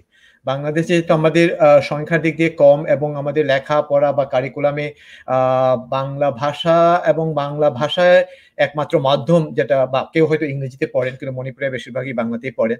তো মণিপুরিতে লেখা পড়া বা কারিকুলাম টেক্সটে বা কারিকুলামে বা প্যাডাগজিতে কোনোভাবে আমাদের অন্তর্ভুক্ত নেই। তো সেক্ষেত্রে মণিপুরি ভাষাটা একদম কি বলবো, ঠিক হারিয়ে যাচ্ছে না, কিন্তু চর্চাটা খুব সীমিত হয়ে গেছে। তো ওইটাকে বেগবান করার জন্য আমাদের অজা সেরাম, কাকা সেরাম উনি অনেকদিন ধরে প্রচেষ্টা চালিয়ে যাচ্ছে। সেটা মণিপুরি সাহিত্য, বাংলাদেশ মণিপুরি সাহিত্য সংসদের মাধ্যমে, তারপরে ভাষা মণিপুরি ভাষা গবেষণা উন্নয়ন সংস্থার মাধ্যমে। এর পাশাপাশি এখন যেহেতু অনলাইনে, বিশেষ করে এই করোনা বা কোভিড-19 পরে আমি যা দেখেছি বা আমরা সবাই দেখতে পাচ্ছি যে সর্বক্ষেত্রেই অন্তর্জাল বা ভার্চুয়ালি বা ডিজিটাল মাধ্যমে সবাই কি হচ্ছে। তো ওইটা আমাদের নতুন যে প্রজন্ম, সেটা বাংলাদেশের মণিপুরীদের ক্ষেত্রেই হোক বা আসাম ত্রিপুরা, যারা বাংলা ভাষাকে বাংলা ভাষার মধ্যে যারা গড়ে উঠেছে, তাদের মানে কি করার জন্য, মানে আরো সহজেই মানে ওই নৈকট্য এবং পারস্পরিক বোঝাপড়ার জন্য একটা ওয়েবসাইট আমরা ডেভেলপ করেছি, যেটা monipurimmirror.com। একটু পরে হয়তো রিপন হয়তো আরো কিছু বলবে এর মধ্যে। তো ওইটা আমরা শুরু করেছি।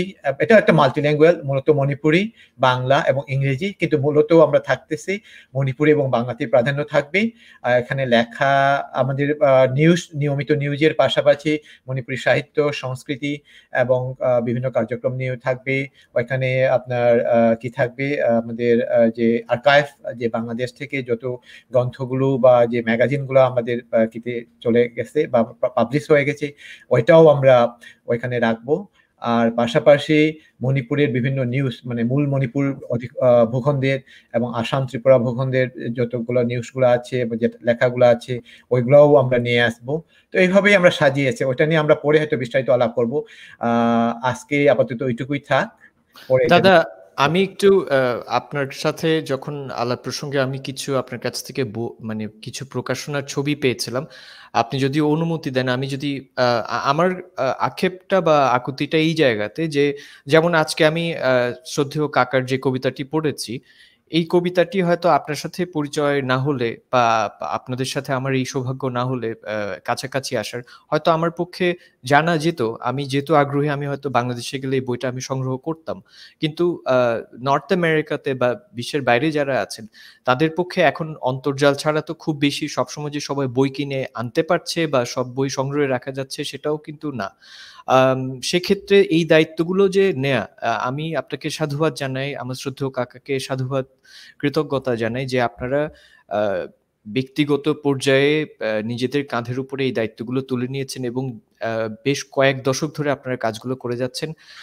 আমার আকুতিটা এই জায়গাতে যে এখন যদি আমি এই যে ওয়েবসাইটটা করা হয়েছে এখানে নিশ্চয়ই বেশ কিছু ভালো লেখা পাওয়া যাবে। প্রবন্ধ হোক, সেটা কবিতা হোক, সেটা সাহিত্যের বেশ কিছু পলক সেখানে যুক্ত হবে।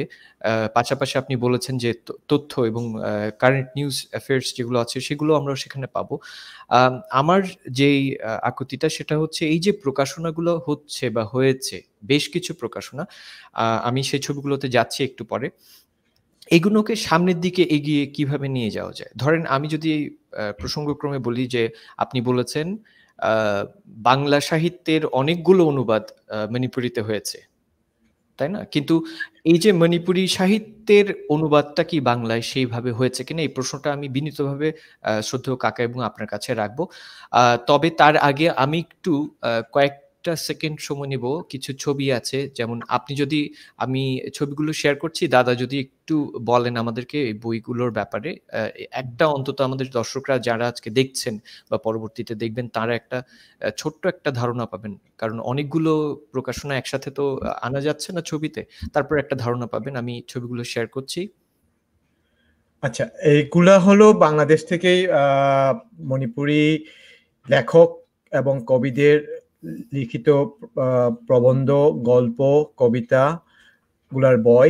যেমন প্রথমে কয়েকটা বই আছে একে সেরামের, মণিপুরী মঞ্জুষা, তারপরে মণিপুরী লনগি ওয়াহাই সিংবু, মানে হলো মণিপুরী ভাষার শব্দকোষ, অনেকে মণিপুরী এবং বাংলা। তারপরে হলো মুরুবুরির মুখী কচু, এটা হলো একে সেরামের লেখা। এইভাবে বেশিরভাগ বই অজা সেরামের। এরপরেটা আসছে হলো বিভিন্ন ম্যাগাজিন, আমরা বাংলাদেশে প্রকাশ করা বিভিন্ন ম্যাগাজিন বা সাহিত্য পত্রিকা, কিছু স্মরণিকা, এইভাবে আমরা ৫-১০টা আমরা এখানে দেখতে পাচ্ছি। এটা হলো বাংলাদেশেরই প্রকাশনা। মণিপুরী গল্প, কি বলে, আমাদের যে লোককথা, তারপরে মণিপুরী লন, মণিপুরী ভাষা পড়ার বা মণিপুরী ভাষা শিক্ষার যে গ্রন্থ, একদম নামে একটা ওদের কি আছে এনজিও, ওনাদের প্রকাশিত। আর যে আচ্ছা, এখানে আসছে এইগুলো সব একে সেরামে লেখা বই। এখানে ওনার সবগুলা বই আমি আনতে পারি নাই, আমার কাছে যেগুলো আমার হাতে যেটা ছিল ওইটাই আমি ছবি আকারে নিয়ে যাচ্ছি। ওনার সাথে আমি এটা নিয়ে পরবর্তীতে আলাপ করব। ওনার এখানে 6টা বই লেখা আছে, প্রায় সবগুলাই বাংলা। এখানে ওনার একটি মণিপুরী বইও এখানে তালিকায় থাকবে আশা করছি। ওকে, না, এটা দেখা হয়ে গেছে অলরেডি। এটা হচ্ছে একদম মণিপুরী বাংলাদেশের, এগুলো এই প্রকাশনা বা লিটল ম্যাগ গুলো সব বাংলাদেশের। এইগুলা বাংলাদেশের আমাদের বিভিন্ন যে এডিটর সেরাম নিরঞ্জনের করা সাজিবু, অনিয়মিত সাহিত্য পত্রিকা শুধু মণিপুরী ভাষায়, সায়ন, এটাও মণিপুরী, শুধু মণিপুরী ভাষায়। তারপরে হলো খঙ্গুন, বাংলা এবং মণিপুরী দুটা মিলেই। মাইরা, ওইটা বাংলা মণিপুরী দুটা সাহিত্য সংসদ, বাংলাদেশ মণিপুরী সাহিত্য সংসদ থেকে প্রকাশিত একটি অনিয়মিত প্রকাশনা। এই যে মাইরা, এখানে মাইরার কয়েকটি সংখ্যা এখানে দেখানো হচ্ছে। মাইরা কিন্তু প্রতি বছর একটা দুটা করেই হয়। ওইটার ব্যাপারে আমরা একে সেরামের সাথে পরবর্তীতে আরো আলাপ করবো বিস্তারিত। এটা এখনো প্রকাশিত হচ্ছে নিয়মিত। এখানে মণিপুরীদের বিশেষ করে কিগুলো প্রকাশিত হয়, এটা হলো কথা আমারই সম্পাদনায়। শুধু মণিপুরীদের না, এটা বাংলাদেশের বিভিন্ন ক্ষুদ্র জাতিসত্তার ভাষা এবং সাহিত্য নিয়ে একটা প্রচেষ্টা, অনিয়মিত একটা লিটল ম্যাগাজিন কথা। এটা দেখা হয়ে গেছে একে সেরামের প্রকাশিত গ্রন্থ। এটাও একে সেরামের বিভিন্ন লেখা বই, বিশেষ করে লেখা বই আছে এবং পাশাপাশি দু একজন মণিপুরী কবির কবিতা, সব বাংলাদেশে প্রকাশিত সব। আচ্ছা, এগুলা হলো মূলত এটা সামান্য মাত্র, এটা ছাড়া আরো অনেক প্রকাশনা রয়ে গেছে। তো এই ফাঁকে যদি আমরা একবার কাকা সেরামের কাছে যাই, যে বাংলাদেশে তো আছেই, পাশাপাশি আসাম, ত্রিপুরাতেও মণিপুরী থেকে বাংলাতে অনুদিত হচ্ছে। আপাতত আমি কয়েকটা নাম বলতে পারি, যে বিশেষ করে ত্রিপুরার এল বীরমঙ্গল, ওয়াংখেম বীরমঙ্গল, বাংলাদেশে তো কাকা সেরাম তো আছেই, আমাদের মাইসনাম রাজেশ, তারপরে কণ্ঠবিজম সুরঞ্জিত, মাইবাম সাধন। আপনি যদি একটু খুব সংক্ষিপ্ত করে বাংলা থেকে মণিপুরী এবং মণিপুরী থেকে বাংলার যে অনুবাদের যে ধারা, ওটা যদি একটু আমাদের দর্শকদের জন্য একটু আলোকপাত করেন, বা একটু সংক্ষিপ্ত ভাবে, যদি একটু বিস্তারিত না হলেও যতটুকু পারেন আর কি বলেন। ধন্যবাদ প্রমোদ। মণিপুরী সাহিত্যে অনুবাদ বেশ সমৃদ্ধ এখন, বিশেষ করে অন্য সাহিত্য অন্য ভাষা থেকে মণিপুরি ভাষায় অনুবাদ কিন্তু বেশ সমৃদ্ধ। ইংরেজি থেকে প্রচুর অনুবাদ হয়েছে, বাংলা থেকে প্রচুর হয়েছে, অন্যান্য বিভিন্ন ভাষা থেকেও অনুবাদ করা হয়েছে। বাংলা থেকে অনুবাদের আমি কিছু নমুনা মানে বুঝার জন্য বলতে চাই। রবীন্দ্রনাথের অনেক সাহিত্যকর্ম, গীতাঞ্জলি সহ অনেক সাহিত্যকর্ম মণিপুরিতে অনুবাদ করা হয়েছে। শরৎচন্দ্রের সমস্ত গ্রন্থ মণিপুরি ভাষায় অনুদিত হয়েছে। বঙ্কিমচন্দ্রের সমস্ত উপন্যাস অনুদিত হয়েছে।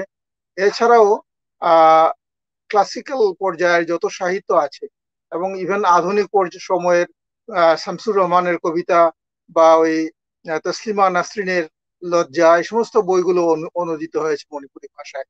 আর বিভিন্ন ধর্মগ্রন্থ যেমন মহাভারত, রামায়ণ থেকে শুরু করে বিভিন্ন ধরনের ধর্মগ্রন্থ মণিপুরি ভাষায় অনুবাদ হয়েছে। অনুবাদ কিন্তু বেশ সমৃদ্ধ মণিপুরিতে।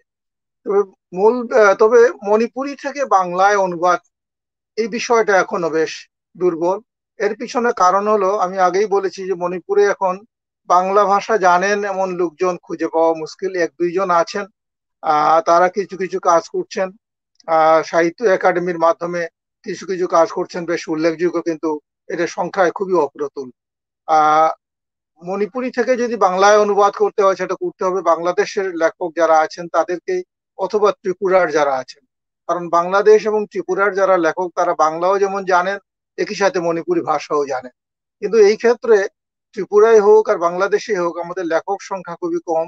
আমরা যারা কয়জন, কিছু নাম তো আমাদের প্রমোদ বলেছে, ওয়াংখেম বীরমঙ্গল, এর বীরমঙ্গল, গম্ভিনী দেবীও অনুবাদ করেছে শরৎচন্দ্রের কবিতার বই। ওইভাবে কিছু কিছু অনুবাদ হয়েছে। আমি একটা উপন্যাস অনুবাদ করে, আমার দুটি কবিতার বইয়ের কথা উল্লেখ করেছে প্রমোদ, একটা উপন্যাস অনুবাদ করেছিলাম আমি। মণিপুরের খ্যাতিমান উপন্যাসিক ক্ষেত্রীবীর, সাহিত্য একাডেমি পুরস্কার প্রাপ্ত লেখক, তার একটি উপন্যাস লুকোনো চিঠি, আমি লুকোনো চিঠি নাম দিয়ে অনুবাদ করেছিলাম। তবে সবচেয়ে উল্লেখযোগ্য যে অনুবাদ যেটা হয়েছে এটা হলো আসামের শিলচরের একজন ভদ্রলোক, নামটা এই মুহূর্তে আমি ঠিক মনে করতে পারছি না।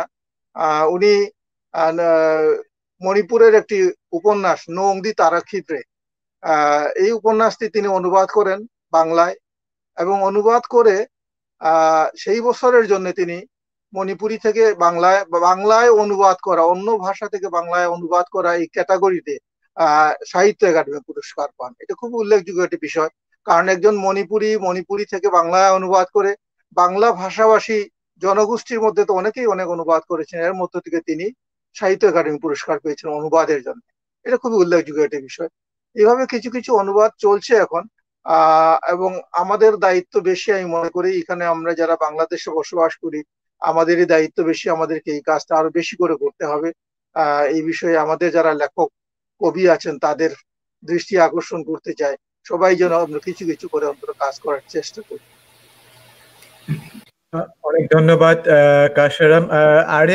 আরিয়ান, আমরা কি পরবর্তীতে যাব না আমরা আলোচনা চালিয়ে যাব? এখানে আরেকটা ছোট, আমরা অবশ্যই পরবর্তী পারফরম্যান্সে যাব, কিছুক্ষণের মধ্যেই যাব, কিন্তু প্রাসঙ্গিকভাবে আমার আরেকটা প্রশ্ন আছে এটার সাথে, সেটা হচ্ছে পৃষ্ঠপোষকতার কথাটা এসেছিল আমাদের আড্ডাতে। এই পৃষ্ঠপোষকতার বিষয়টা যেমন আমি বিশ্বাস করি, পৃষ্ঠপোষকতা করার জন্য ব্যক্তিগত পর্যায় থেকে, মানে একটা বিন্দু থেকে তো সিন্ধু হওয়ার একটা প্রক্রিয়া হয়। এই যে আপনারা একটা উদাহরণ রেখে যাচ্ছেন, একটা ট্রেন্ড সেট করে ফেলেছেন, এই দশকের পর দশক সময় দিচ্ছেন। আমি ব্যক্তিগতভাবে জানি, সেটা দর্শকের সাথে শেয়ার করতে চাই প্রমোদার বিষয়টা, সেটা হচ্ছে এই যে কথা বা অন্য স্বর প্রতি বছর এখানে স্বল্প আকারে, এখানে যে বাংলাদেশ সলিডারিটি যে আমাদের বইমেলাটা আয়োজন করে, জিয়া ভাই, রানাপা, ওনারা সবাই মিলে, তো ওনাদেরকে অবশ্যই কখনো ধন্যবাদ জানানোর সুযোগ হয় না, আজকে সেই সুযোগে ওনাদেরও ধন্যবাদ জানাই। বছরের পর বছর ধরে সেই আয়োজনটা হয়, এবং সেই আয়োজনে কিন্তু নিয়মিতভাবে কয়েকটি মানুষ থাকেন, তাদের মধ্যে আমার শ্রদ্ধেয় প্রমোদদা থাকেন, অপরাহ্ন সুস্মিতা থাকেন, এবং তাদের সাথে আমিও থাকি। আমি দেখেছি কাছ থেকে যে দাদা এই প্রকাশনাগুলো সেখানে যখন আসে, আমার এটা আক্ষেপ হয় বা একটু খারাপ লাগে যে যেহেতু অনেকটাই নিভৃতচারী আপনি বা নিভৃতভাবে কাজগুলো করে গেছেন। একটা এক্সপোজার যেটাকে বলে, এখন তো সবকিছু হচ্ছে মানে যা মানুষ দেখে তাই মানুষ নেয়, এরকম একটা বিষয়। কিন্তু সাহিত্যের বিষয়টা তো তা নয়, এখানে তো আরো অনেক গভীর থেকে গভীরতর একটা বিষয় আছে, অনুভূতির বিষয় আছে, অনুভবের বিষয় আছে, ভালোবাসার বোধের বিষয় আছে। এই জায়গাগুলোতে এক্সপোজারটা কমে যাওয়াতে কি আমার মানে সেটা সেভাবে আপামর জনসাধারণের কাছে পৌঁছচ্ছে না, এটা তো একটা ফ্যাক্ট। এই জায়গাটাতেই যে এখন যে ওয়েবসাইটটা করা হয়েছে এটার মাধ্যমে তো সামনে কিছু হবে, কিন্তু এই যে পৃষ্ঠপোষকতার অভাব বা এখানে যে মানে আমি বলবো কি যে জাতীয় পর্যায়ে যদি সেটা করা না হয়, সেক্ষেত্রে আপনাদের এই যে সংসদের কথা বললেন, আপনারা একটা কাজ করছেন বিভিন্ন সংগঠনের মাধ্যমে, সেখান থেকে কি কোনো রকমের অ্যাপ্রোচ করা হয়েছে, বা সেটা কি ব্যক্তিগত পর্যায় থেকে বেরিয়ে জাতীয় পর্যায়ে বা আঞ্চলিক পর্যায়ে পেরিয়ে জাতীয় পর্যায়েতে সেভাবে কি কোনো পরিকল্পনা আছে বা পদক্ষেপ নেওয়া হয়েছে, যেটাতে আপনাদের যে ডেডিকেশন, আপনারা যে শ্রমটা দিচ্ছেন, মেধাটা দিচ্ছেন, সেটাকে যাতে করে আসলে সেটাকে আরো ভালোভাবে সম্মান করতে পারে, মানে আমরা সবাই করতে পারি, সেটাকে যদি মানুষের কাছে পৌঁছে দিতে হয় তাহলে তো কিছু চেইন তো তৈরি হতে হবে। সেটার ব্যাপারে যদি একটু বলেন, হয়তো ব্যাপারটা অনেক বিশদ, আপনি সংক্ষেপে যদি প্রমোদদা বা কাকা যদি একটু বলেন। না, আমি ধন্যবাদ আরিয়ান। আমি কাশেরামের সাথেও আলাপ করব, বা এখনই আমি আলাপ করতে চাচ্ছিলাম। তো যেটা হচ্ছে বাংলাদেশে যেটা একটু আগে অজয় যেটা বলেছেন যে রাষ্ট্রীয় পৃষ্ঠপোষকতা বা জাতীয়ভাবে এরকম খুব একটা আমরা পাচ্ছি না। সেটা বিভিন্ন সংগঠনের মাধ্যমে, আমাদের নিজস্ব মণিপুরীদের নিজস্ব সংগঠন, বাংলাদেশ মণিপুরী সাহিত্য সংসদ বা ভাষা উন্নয়ন গবেষণা সংস্থা, বা অন্যান্য যে আদার যে ছাত্র সংসদ, তারপরে যুব সমিতি, ঠিক আছে, বিভিন্ন ওই বা একাডেমিগুলা আমরা কি করে যাচ্ছি।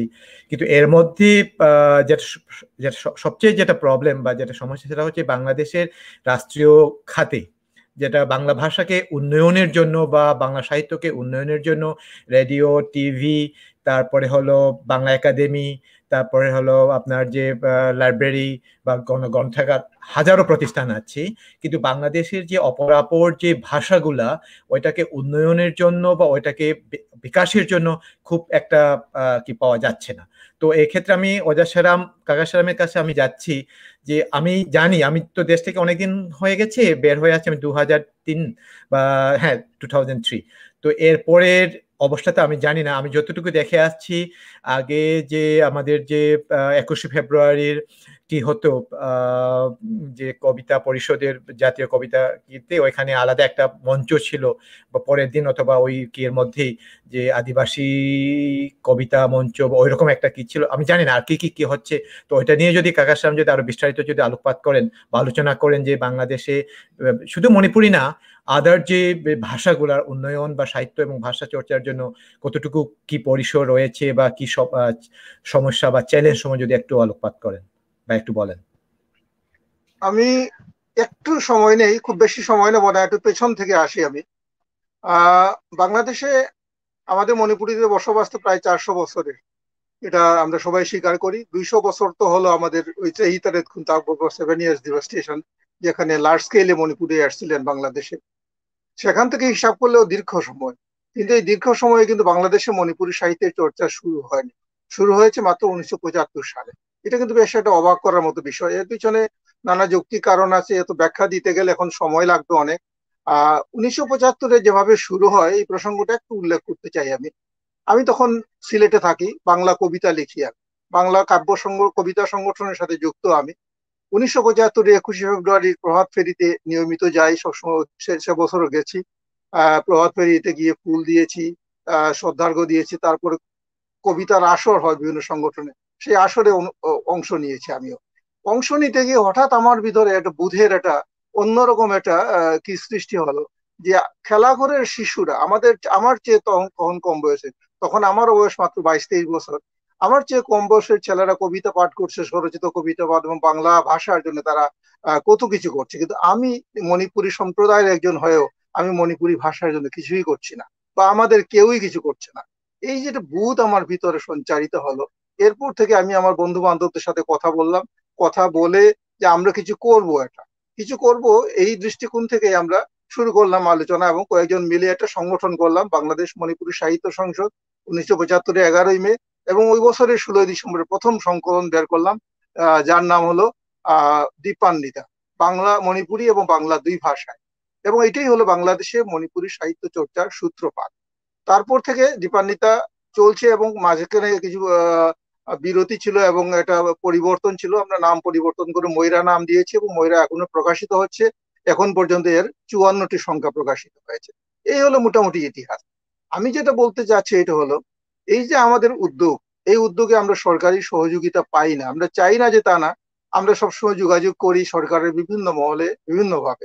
যেমন একটা উদাহরণ, বাংলা একাডেমির উদ্যোগে সারা ফেব্রুয়ারি মাস জুড়ে বই মেলা অনুষ্ঠিত হয় জাতীয় পর্যায়ে। এটা খুব বড় একটা অনুষ্ঠান আমাদের বাংলাদেশের জন্য। এই বই মেলায় আমরা স্টল করতে চাই মণিপুরি ভাষার জন্য। আমি অনেক জ্ঞান দরবার করে অনেক তদবির করার পরে বেশ কয়েক বছর হাঁটাহাঁটি করে এক বছর সুযোগ পেলাম এবং স্টল করলাম, কিন্তু স্টল করে আমি পুষাতে পারলাম না, যেহেতু অনেক খরচের বিষয়। সিলেট থেকে গিয়ে আমাকে এখানে লোক রেখে স্টল চালাতে হয়, কিন্তু বিক্রি হয় না, আমার একটাও বিক্রি হওয়ার কথাও না। কিন্তু কিন্তু আমরা যদি উদাহরণ হিসাবে দেখি, আমাদের পার্শ্ববর্তী রাজ্য ত্রিপুরা, ভারতের ত্রিপুরা, সেখানে যে জাতীয় বই মেলা হয়, তাদের রাজ্যের বই মেলা, সেখানে প্রত্যেক ভাষার জন্য একটা স্টল সরকারিভাবে বরাদ্দ দেয় বিনা পয়সায়। মণিপুরীর জন্য একটা, বিষ্ণুপ্রিয়া মণিপুরীর জন্য, ককবরক ভাষার জন্য, চাকমা ভাষার জন্য একটা স্টল বরাদ্দ দেয় এবং এখানে বই মেলার অংশগ্রহণের সুযোগ করে দেয়। শুধু তাই না, তারা যে জাতীয় অনুষ্ঠান করে বই মেলা উপলক্ষে বা 21 ফেব্রুয়ারি উপলক্ষে, সেখানে বিভিন্ন ভাষার কবিদেরকে আমন্ত্রণ জানায়, তাদেরকে কবিতা পাঠের সুযোগ করে দেয় তাদের নিজেদের ভাষায়। কিন্তু বাংলাদেশে সে সুযোগ নেই। আমি বাংলা একাডেমিতে অনেকবারই বলেছি, বাংলা একাডেমি মাসব্যাপী অনুষ্ঠান মালা করে। একটা অনুষ্ঠান তো একদিনে অনুষ্ঠান করতে পারতো তারা বাংলাদেশের ক্ষুদ্র জাতিগোষ্ঠী বা আদিবাসী জনগোষ্ঠীর ভাষা নিয়ে বা তাদের সাহিত্য নিয়ে, কিন্তু এরকম কোনো উদ্যোগ কখনো নেয়নি। শুধু আমার বারবার বলার প্রেক্ষিতে একটা বছর আদিবাসী সাহিত্য নিয়ে একটি আন্তর্জাতিক সেমিনারের মতো হয়েছিল বাংলা একাডেমিতে, সেখানে আমিও একটি প্রবন্ধ পাঠ করেছিলাম মণিপুরি ভাষা নিয়ে। তো এই হলো আমাদের বাংলাদেশের অবস্থা। সরকারিভাবে বা সরকারি যে সংগঠন প্রতিষ্ঠান, তারা কোনোভাবেই আমাদেরকে সহযোগিতা করে না, যদিও এই সহযোগিতা খুবই প্রয়োজন। এই সহযোগিতা ছাড়া আমাদের পক্ষে এগিয়ে যাওয়া খুব কষ্টকর। আরেকটি প্রসঙ্গ যেটা প্রমোদ বলেছে, জাতীয় কবিতা উৎসবে যে আদিবাসীদের, এটাও আমরা অনেক চেষ্টা করে আদায় করেছি। আমরা অন্য ভাষার কবিতা শিরোনামে একটা পর্ব রাখি, যেখানে আমরা অন্য ভাষা বলতে বাংলা ছাড়া বাংলাদেশে যে অন্য ভাষাভাষী জনগোষ্ঠী আছে, তারা তাদের নিজেদের ভাষায় বাংলা অনুবাদ কবিতাগুলো পাঠ করে, এবং এই পর্বগুলো সাধারণত আমি প্রিসাইড করি। প্রতি বছর চলছে এটা, গত কয়েক বছর ধরে এটাও বন্ধ হয়ে গেছে। এটা হলো ব্যাপার হলো, এটা যারা নেতৃত্বে যারা থাকেন তাদের দৃষ্টিভঙ্গির উপরে এগুলো নির্ভর করে। এইভাবে আমরা কিন্তু যারা শুধু মণিপুরি না, বাংলাদেশের ক্ষুদ্র জনগোষ্ঠী বা আদিবাসী যারা আছি, আমরা আমাদের ভাষায় সাহিত্য চর্চা করছি নিজেদের মতো করে। কিন্তু এখানে সরকারি পৃষ্ঠপোষকতা বা সরকারি প্রতিষ্ঠান বা অন্য ধরনের কোনো প্রতিষ্ঠান থেকে কোনো ধরনের পৃষ্ঠপোষণ আমরা পাই না, যেটা খুবই জরুরি। এটা না হলে একটা জাতি, একটা জনগোষ্ঠীর ভাষা এবং সাহিত্য বিকশিত হতে পারে না। এটাই হলো আমাদের বক্তব্য। ধন্যবাদ, ধন্যবাদ কাকা, আপনি অনেক সুন্দর করে গুছিয়ে বললেন। দাদা, আপনার কাছেও আমরা আসছি, তবে আজকে আরিয়ানের পাতাটা আসলে তো খুবই ব্যক্তিগত পর্যায়ে একটা আয়োজন, এবং এই আয়োজনটা শুধু আমার নিয়মিত আয়োজন না, দাদা সেটা জানেন। সবসময় আমরা আমাদের একটা ব্যস্ত জনজীবনের মাঝে